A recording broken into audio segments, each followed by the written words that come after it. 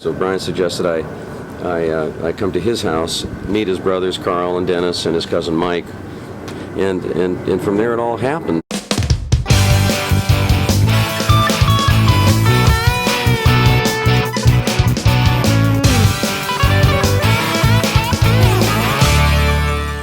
So, Al, you really made your connection, that key connection that led to the Beach Boys and everything the band accomplished by going to school and staying in school.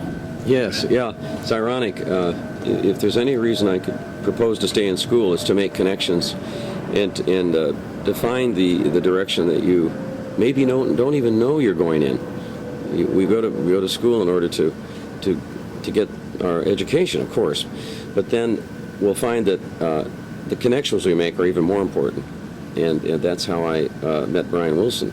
And literally just bumping into him on campus. If I hadn't shown up for class that day, who knows? And then and everything developed from there. So I would recommend everyone go to school, stay in school, make those connections, and who knows where it might take you. So you bumped into Brian on campus, but how did that translate into you and Brian realizing, hey, he's a musician, I'm a musician, let's make music? What happened there?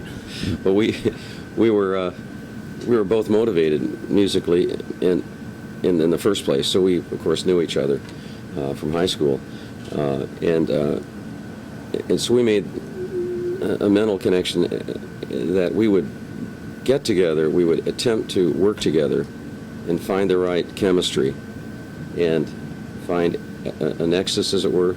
And so we would go into the nurses' quarters at El Camino College and find just anybody we could find around us who happened to be there to be in our little band of brothers, you might call it. And we totally failed. Total failure.